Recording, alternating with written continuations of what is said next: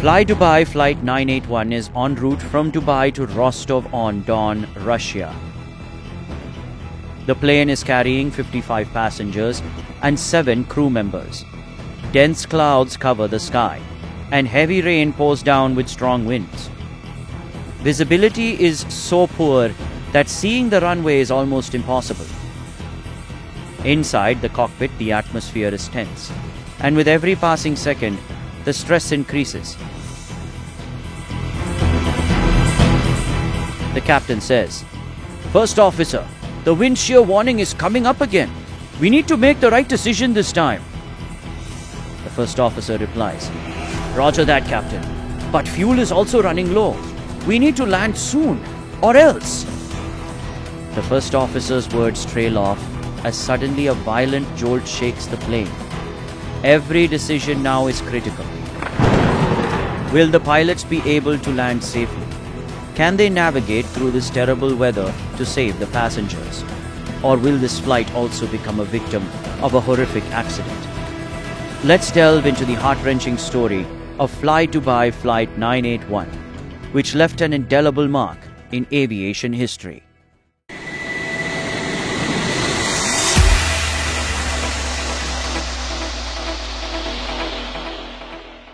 It's the night of March 18, 2016.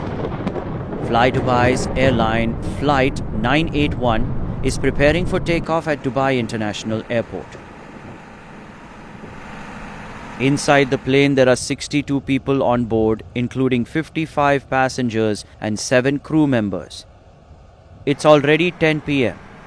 and the crew is busy with preparations for the flight. The captain and first officer are reviewing briefing materials in the cockpit, and their concerns grow as they receive weather updates. Conditions in Rostov-on-Don are quite poor. A cold front is approaching, bringing strong winds and heavy rain. There are also warnings of potential wind shear, which could make landing even more dangerous. In aviation, wind shear refers to sudden changes in wind direction or speed. When a plane is taking off or landing, a sudden change in wind can disrupt the plane's balance. This often occurs during storms or heavy rain. Captain Aristos Sokratos, 38 years old, has 6,000 hours of flying experience, 4,680 of which have been spent on the Boeing 737. He has previously worked with Helios Airways, Axel Airways and Malaysian Airlines. On the other hand, First Officer Alejandro Alava is 37 years old and has 5,800 hours of flying experience, of which he has flown approximately 1,100 hours on the Boeing 737. Both pilots have good experience, but this time the challenge is different. The Boeing 737-800 aircraft has been selected for the flight, which is part of Fly Dubai's fleet. This aircraft is known for its advanced navigation systems, such as the heads-up display, the HUD. The HUD is a transparent screen located in front of the captain, displaying critical information like the plane's speed, altitude, and other important data. This allows the pilot to access vital information without having to look around, and this system proves especially helpful in poor weather conditions. The fuel has been filled for the flight. Due to lower fuel prices in Dubai, a slightly larger quantity has been loaded to ensure there are no fuel issues if the plane needs to divert to an alternate airport due to bad weather. Amidst all this, the pushback process for the plane begins, and after that the plane taxis to the runway.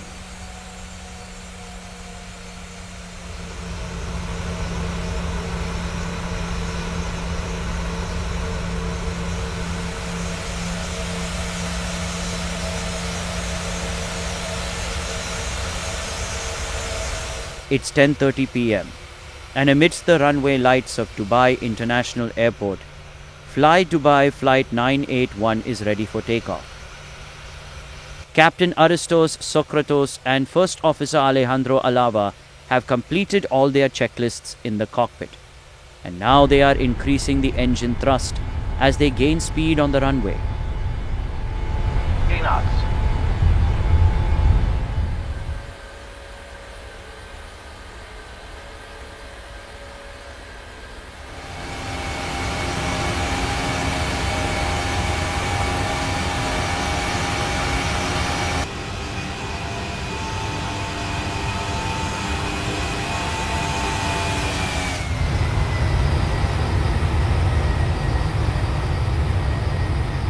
For the first few minutes, everything is normal.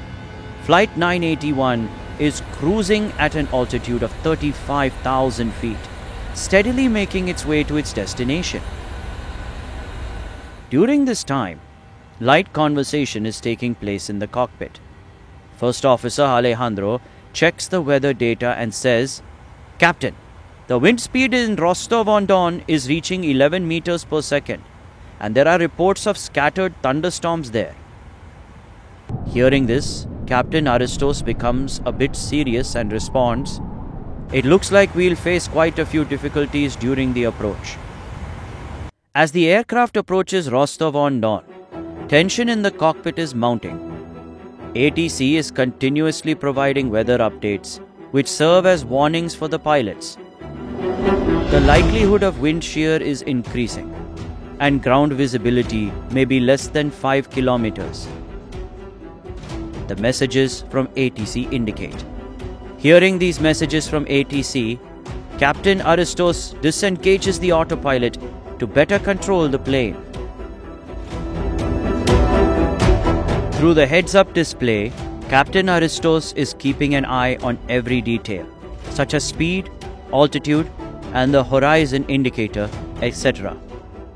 Controlling every movement of the plane is crucial at this moment, as even a slight error could have serious consequences. Although everything had been going according to plan until now, the effects of the bad weather are starting to become apparent.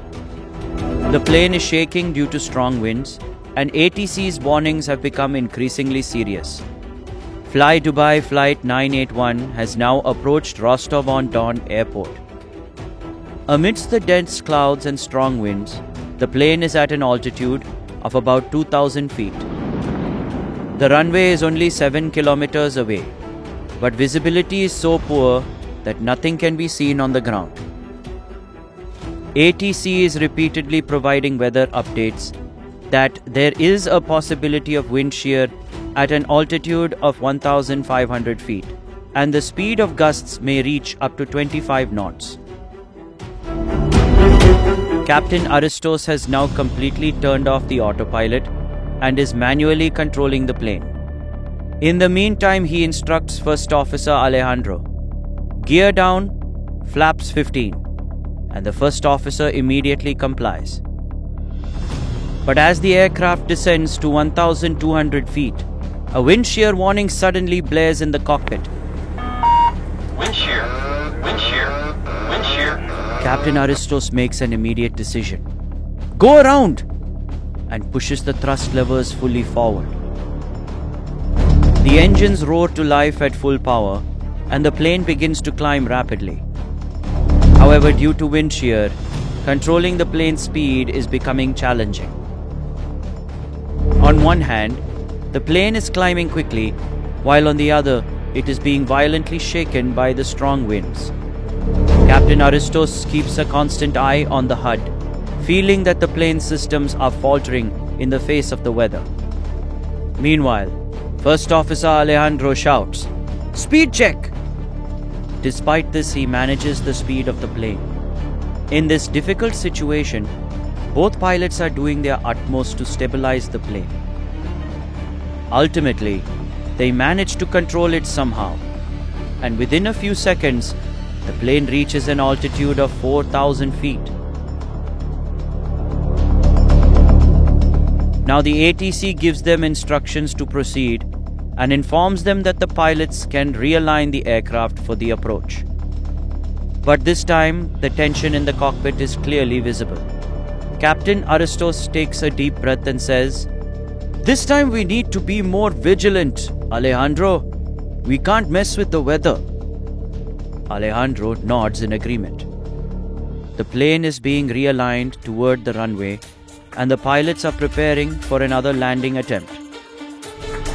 The plane is currently about 15 nautical miles from Rostov-on-Don airport and is gradually descending in altitude to approach again.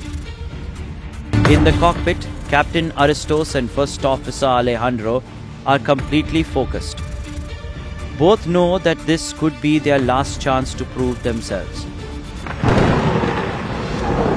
The ATC has issued a warning for wind shear again, and the gust speed has now reached around 30 knots. The ATC says Flight 981 cleared to land runway 22. Upon receiving this message, Captain Aristos disengages the autopilot once more and takes control of the thrust levers. Both pilots are now focused on every detail. But as the plane reaches an altitude of 1,000 feet, a strong jolt is felt in the cockpit. A sudden gust of wind jolts the aircraft, and the wind shear warning sounds again. Wind shear. Wind shear. Captain Aristos immediately pushes the thrust levers forward again, but this time the situation is even worse. As the plane speeds up, its nose is violently pitching up and down. Captain Aristos is quickly adjusting the controls, but all his efforts are proving ineffective. Meanwhile, Alejandro says in a tense voice, "The speed is increasing! We need to control it!" Captain Aristos' face is drenched in sweat, and deep concern is visible in his eyes. He knows that every second is crucial now. Before the captain can react, the ground proximity warning system suddenly blares in the cockpit. Terrain, terrain. Pull up, pull. Alejandro shouts in desperation, "Pull up, Captain!" But Captain Aristos' reaction comes a moment too late. The plane's nose is continuously pitching downward, and its speed has exceeded 600 kilometers per hour. Every attempt to pull the plane up is failing. Just then, Captain Aristos pushes the thrust lever forward with all his strength one last time, but it's not enough. Despite all the efforts of the captain and the first officer, at 4:41 a.m., the plane crashes nose first into the ground.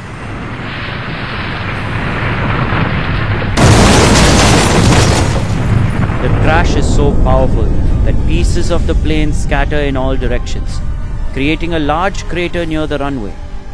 All 62 people on board lose their lives instantly.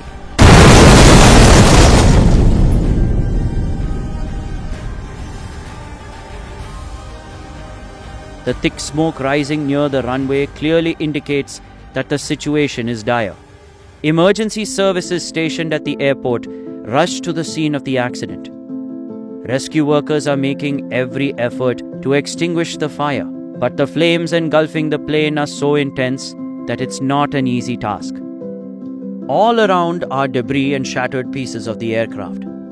ATC officers in the airport control tower are bewildered, unable to comprehend how everything unfolded so quickly. Just minutes earlier, they were in communication with the plane, and now suddenly it's all over. The airport is in chaos, and news of the crash spreads rapidly throughout the country. Friends and family members who came to receive the passengers of Flight 981 can't believe that such a tragic event has unfolded before their eyes. Shortly after the crash, an investigation begins. Teams from the Russian Interstate Aviation Committee and Fly Dubai arrive at the scene. To determine the reasons for the crash, the cockpit voice recorder and flight data recorder are recovered from the debris to analyze the pilot's final conversations and the plane's systems data. Investigators first focus on the weather aspect, noting that the weather in Rostov-on-Don that night was severe, with strong winds, rain, and very low visibility. Wind shear warnings were continuously issued by ATC, complicating the control of the aircraft during landing. As the investigation progresses, it becomes clear that, in addition to the bad weather, pilot errors were a significant factor behind the crash. Recordings reveal that the pilots did not make the right decisions in a wind shear situation. Data from the flight data recorder indicates that the attempt to raise the plane's nose during the second landing was executed too late. The investigation report also highlights that Captain Aristos had limited experience landing in tough situations like wind shear. He had never landed a plane under such challenging conditions before. Similarly, First Officer Alejandro also lacked the necessary experience. Additionally, issues arose during the mode switching between the autopilot and auto throttle, which impacted the pilot's situational awareness. In the aftermath of the crash, aviation authorities issued several safety recommendations to prevent such incidents in the future. First, the need for better training for pilots in landing during wind shear and adverse weather conditions was emphasized. Moreover, it was suggested that cockpit communication and crew resource management be strengthened to ensure better coordination between pilots in the future. Thus, the tragic incident of Fly Dubai Flight 981 has become a significant lesson for the aviation industry, forever recorded in history. That's all for this video. Thank you for staying with us until the end, and we'll see you in the next one.